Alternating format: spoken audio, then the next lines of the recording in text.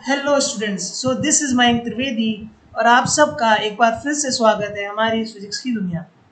तो आज का जो टॉपिक है वो हमारा है फ्री बॉडी डायग्राम। और उसके बाद हमारा जो दूसरा टॉपिक रहेगा वो रहेगा न्यूटन्स फर्स्ट लॉ। और जो हमारा तीसरा टॉपिक रहेगा वो रहेगा numericals related to Newton's first law. तो ये तीनों जो टॉपिक हैं ये हमारे जो आईआईटी के सिलेबस के लिए बहुत ही ज़्यादा इम्पॉर्टेंट है और इस चैप्टर के लिए भी बहुत ही ज़्यादा इम्पॉर्टेंट है। इसलिए इस वीडियो को एंड तक देखिएगा और आप सभी को बहुत मज़ा आएगा। ठीक है, चलिए आज हम लोग अपने टॉपिक को अब स्टार्ट करते हैं। ठीक है, चलिए। तो सबसे पहले जैसा कि हमने कहा कि एफबीडी पढ़ेंगे, free body diagram. FBD 3 step में बना सकते हैं। सबसे पहला जो स्टेप होता है एफबीडी बनाने का, स्टेप नंबर 1 होता है body is shown as point mass. Body को सबसे पहले पॉइंट मास की तरह दिखाना होगा। ठीक है, उसके बाद जो सेकेंड हिस्सा है, सेकेंड स्टेप है वो है we will show all forces acting on it. ठीक है, एंड जो हमारा तीसरा स्टेप रहेगा वो रहेगा for the force we should have a reference frame. मतलब हमको एक ऑब्जर्वर लेना पड़ेगा। ठीक है, वही ऑब्जर्वर के हिसाब से ही एफबीडी बनेगी। ठीक है, रेफरेंस फ्रेम। ठीक है, मतलब ऑब्जर्वर। ठीक है, ऑब्जर्वर लेना पड़ेगा। तो इस 3 स्टेप से हम लोग किसी की भी एफबीडी बना सकते हैं। सबसे पहली चीज़, हम लोग को बॉडी को पॉइंट मास की तरह दिखाना पड़ेगा। उसके बाद जो जो फोर्सेस लग रही हैं उसमें वो दिखानी पड़ेंगी। और तीसरे नंबर पे हमको कोई रेफरेंस, मतलब किसी के रेफरेंस पे ये चीज़ें बनानी होंगी। ठीक है, तो सबसे पहले जैसे हमको एक एफबीडी बनानी है, फॉर एग्जाम्पल के तौर पे थोड़ा से एक नॉर्मल से स्टार्ट करते हैं। एक हमारे पास ब्लॉक है जो कि किसी सरफेस पे रखा है।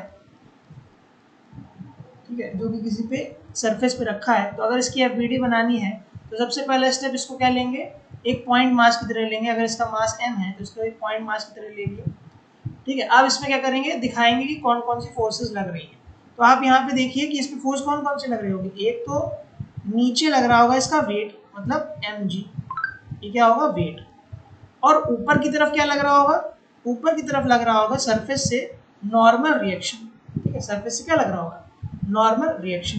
तो बहुत छोटी सी चीज़ थी। सबसे पहला स्टेप फॉलो किया, पॉइंट मास की तरह दिखाया। उसके बाद जो इसमें फोर्सेस लग रही थी वो देखा। और ऑब्जर्वर हम लोगों ने कौन से लिया, कि हम लोग जैसे यहाँ से देख रहे हैं, कहीं जमीन पे खड़े होके देख रहे हैं इस ब्लॉक पे कौन कौन सी फोर्सेस लग रही है। ठीक है, चलिए, तो ऐसे हम लोग बना सकते हैं। ये तो बहुत छोटा सा था। अब देखिए थोड़ा सा और आगे चलते हैं तो धीमे धीमे हम लोग एडवांस पे बढ़ेंगे। ठीक है, चलिए। अब यहाँ पे जैसे हमारे पास एक वेज रखा है, इसे कहते हैं वेज। ठीक है, और इसमें हमारा एक ब्लॉक रखा है मास m। ठीक है, अब यहाँ से एक ऑब्जर्वर ले लिया है हम लोगों ने। ठीक है, ऑब्जर्वर यहाँ पे खड़ा है कहीं पे। ठीक है, तो ये देख रहा है कि इस m मास पे कौन कौन सी फोर्सेस लग रही हैं। तो सबसे पहले स्टेप नंबर 1 के हिसाब से ये क्या होगा कि इसको हम लोग को पॉइंट मास लेना पड़ेगा। उसके बाद देखना पड़ेगा कौन कौन सी फोर्सेस लग रही हैं। तो एक तो वेट तो लगेगा नीचे की तरफ, W बराबर mg, नीचे की तरफ। और एक नॉर्मल रिएक्शन किधर लगता है, सरफेस के परपेंडिकुलर, ऑलवेज सरफेस के परपेंडिकुलर। तो एक नॉर्मल रिएक्शन ऐसे लग जाएगा। तो ये इसकी एफबीडी बन गई। बहुत ही सरल तरीके से हम लोगों ने इसकी एफबीडी बना ली। ठीक है, अब जैसे तीसरे नंबर पे जैसे हमारे पास एक पुली है। ठीक है, पुली। ठीक है, पुली में क्या लटके हैं, ब्लॉक लटके हैं। एक ब्लॉक ये लटका है और एक ब्लॉक ये लटका है। ठीक है, इस ब्लॉक का भी, इसका ब्लॉक का मास है m1 और इस ब्लॉक का मास मान लेते हैं m2। ठीक है, तो अब आपसे कह रहा है कि इन दोनों ब्लॉक्स की एफबीडी बनाइए। तो हमको क्या करना पड़ेगा, पहले m1 ब्लॉक को क्या ले लें, पॉइंट मास, और एक बार m2 ब्लॉक को पॉइंट मास ले लें। ठीक है, फिर क्या करेंगे, हम लोग देखेंगे ये m1 वाले पे वेट लग रहा होगा नीचे की तरफ m1g, और ऊपर की तरफ क्या लग रहा होगा, स्ट्रिंग में लग रही होगी टेंशन। क्या लग रही होगी, टेंशन। अगर हम यहाँ पे जाएं तो यहाँ पे क्या लग रहा होगा, नीचे लग रहा होगा m2g, और स्ट्रिंग पे एक लग रही होगी टेंशन ऊपर की डायरेक्शन। ठीक है, तो इसकी FBD बहुत आसान तरीके से हम लोगों ने बनाई। ठीक है, चलिए ये तो हो गया FBD की चीज़, ये FBD कैसे बनाना है। हम लोग अभी जब क्वेश्चन करेंगे तो बहुत तरीके की FBD बनाएंगे। ठीक है, अब हम लोग आगे बढ़ते हैं हमारे न्यूटन्स के फर्स्ट लॉ की तरफ। ठीक है, तो आप हेडिंग डाल लीजिए न्यूटन फर्स्ट लॉ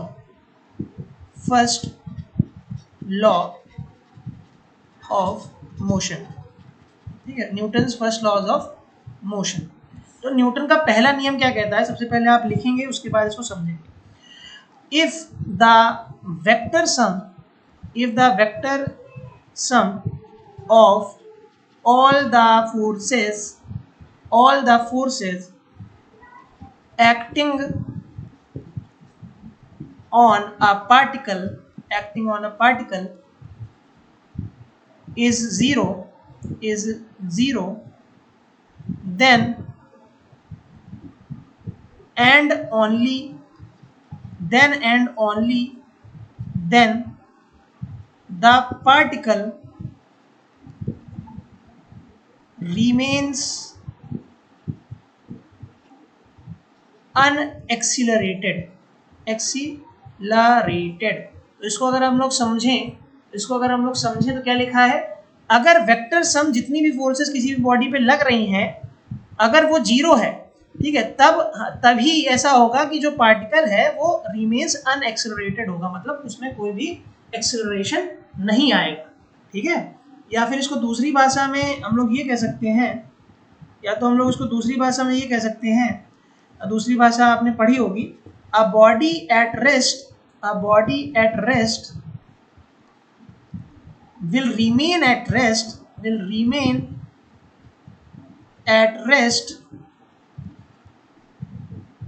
ठीक है, and a body in motion will remain in motion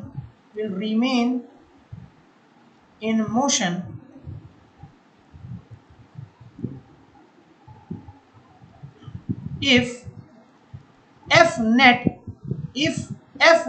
is 0, अगर उस पर कोई भी नेट फोर्स नहीं लग रही है। ठीक है, बॉडी रेस्ट पे रहेगी अगर वो रेस्ट पे है, या बॉडी मोशन पे रहेगी या वो मोशन पे है अगर F net की वैल्यू 0 होगी। ये स्टेटमेंट बहुत ही अपने आप में इम्पॉर्टेंट है। इस स्टेटमेंट से अगर आप याद रखेंगे तो कभी भी कोई भी गलती नहीं होगी न्यूमेरिकल सॉल्व करते टाइम। ठीक है, क्योंकि ये जो स्टेटमेंट है ये बेस्ट स्टेटमेंट है। सबसे पहला स्टेटमेंट क्या लिखा मैंने, vector sum of all forces acting on the particle is 0, then and only then the particle remains unaccelerated। And second statement जो कि वही ऊपर वाले स्टेटमेंट का ही एक मतलब ये आप कह सकते हैं ब्रीफ में शॉर्ट में डिस्क्रिप्शन है, a body at rest will remain at rest and body in motion will remain in motion if F net is equals to 0। F net equal to 0 हो जाएगा तो A net भी 0 के बराबर होगा, क्योंकि एक्सेलरेशन नहीं होगा, क्योंकि F बराबर ma होता है ना। तो वो चीज़ अभी हम लोगों ने देखी नहीं है, लेकिन आप ये समझ सकते हैं कि A net की वैल्यू यहाँ पे 0 होगी। ठीक है, चलिए अब देखते हैं, अब इससे रिलेटेड थोड़े से न्यूमेरिकल देखते हैं न्यूटन के पहले नियम से। आप जल्दी से इसको पॉज करके उतार लीजिए और हम लोग आगे बढ़ते हैं। जैसे हमारे पास एक छोटा सा बहुत प्यारा सा नन्ना मुन्ना क्वेश्चन है, एक हमारे पास ब्लॉक है जिसका वेट है 2 kg और एक हमारे पास एक दूसरा ब्लॉक भी लटका है इससे 5 किलो का। ठीक है, तो आपसे कह रहा है कि फाइंड द टेंशन। कभी भी मैं क्वेश्चन लिखूं तो आप जल्दी से अपनी स्पीड को 2x करके इसको जल्दी आगे बढ़ा दीजिए करिए, जिससे आपका टाइम वेस्ट ना हो क्वेश्चन देखने में। ठीक है, string the whole system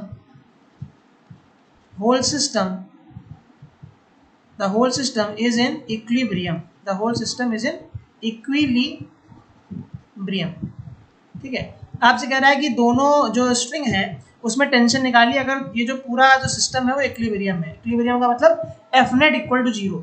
ठीक है, इक्विलिब्रियम का मतलब क्या, F net is equal to 0। तो सबसे पहले हम लोग को क्या करना पड़ेगा, ऐसे क्वेश्चन को सॉल्व करने के लिए FBD बनानी पड़ती है। 2 ब्लॉक है हमारे पास। ठीक है, एक ब्लॉक है 2 kg वाला, 2 kg वाले को पहले पॉइंट मास लो। एक ब्लॉक है 5 kg वाला, उसको पॉइंट मास लो। तो आप देखेंगे 2 kg वाले पे कौन कौन सी फोर्स लग रही है, 5 kg वाले पे कौन कौन सी फोर्स लग रही है। 5 kg वाले पे अगर आप देखेंगे तो एक फोर्स लग रही है नीचे 5g, मतलब mg जो होता है, क्योंकि इसका वेट 5 है, सॉरी इसका जो मास है वो 5 है और इंटू जी से मल्टीप्लाई, ठीक है, तो वेट आ गया। और ऊपर क्या लग रहा होगा, एक टेंशन लग रही होगी, मान लेते हैं T1, ठीक है, यहाँ पे मान लेते हैं इस पे टेंशन है T1 और इस पे टेंशन है T2, ठीक है। अगर 2 kg वाले की बात करें तो 2 kg वाले पे कौन कौन सी लग रहे होंगे, 2 kg वाले पे एक लग रहा होगा वेट नीचे 2g लग रहा होगा, एक वेट लग रहा होगा नीचे 2g, ठीक है, और ऊपर और नीचे की तरफ एक टेंशन लग रही होगी T1 लग रही होगी, नहीं ये वाली टेंशन T1, ठीक है, और साथ ही साथ एक टेंशन लग रही होगी ऊपर T2, ठीक है। तो अगर यहाँ से ये दो FBD बनी है, ये फर्स्ट वाली और सेकेंड वाली, तो फर्स्ट वाली FBD से अगर हम लोग बात करें तो यहाँ से हम लोग लिख सकते हैं T1 बराबर 5g, क्योंकि इक्विलिब्रियम में है, ठीक है, तो एक्सेलरेशन तो होगा नहीं, तो T1 बराबर सीधे सीधे 5g के बराबर कर दिया, ठीक है। तो T1 की वैल्यू आ गई 50, अगर g की वैल्यू हम लोग 10 ले लेते हैं, ठीक है, if g is equals to 10, ठीक है, मीटर पर सेकेंड स्क्वायर। तो अगर ये 50 न्यूटन आ गई तो यहाँ पे जब इसकी इक्वेशन बनाएंगे तो ये इक्वेशन क्या बनेगी, T2 बराबर T1 प्लस 2g का मतलब 20, ठीक है।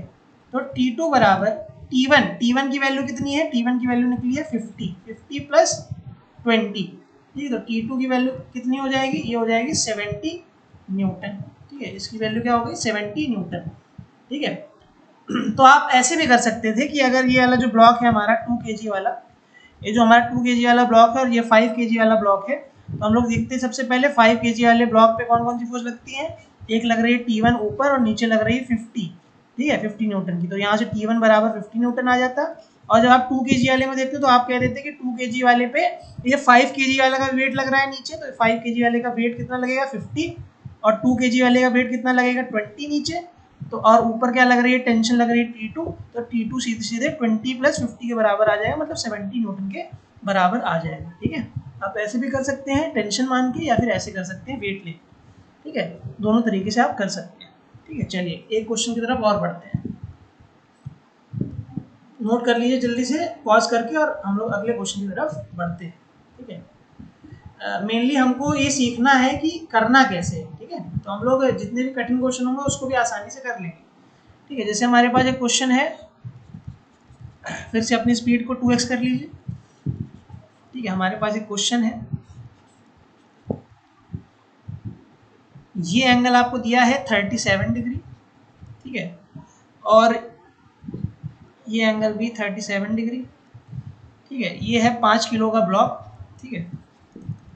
आपसे कह रहा है वही क्वेश्चन है, टेंशन निकालनी है, टेंशन निकालनी है अगर पूरा सिस्टम इक्विलिब्रियम में है, इक्विलिब्रियम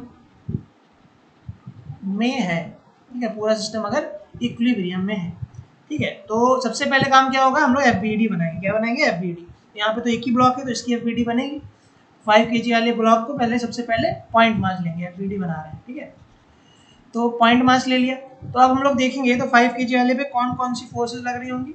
सबसे पहले हम देखेंगे कि इस डायरेक्शन में एक लग रही होगी टेंशन, ठीक है, उस डायरेक्शन में टेंशन मान लेते हैं T1, ठीक है, इस डायरेक्शन में टेंशन मान लेते हैं T1, और कितने डिग्री एंगल पे लग रही है, ये लग रही है 37 डिग्री के एंगल, ठीक है। उसके बाद एक नीचे लग रहा होगा वेट 5g मतलब 50, ठीक है, 5g मतलब 50 न्यूटन का वेट नीचे लग रहा होगा। इधर क्या लग रहा होगा, टेंशन लग रही होगी, टेंशन लग रही होगी T2 मान लेते हैं, इस तरफ एक टेंशन लग रही होगी T2, ठीक है।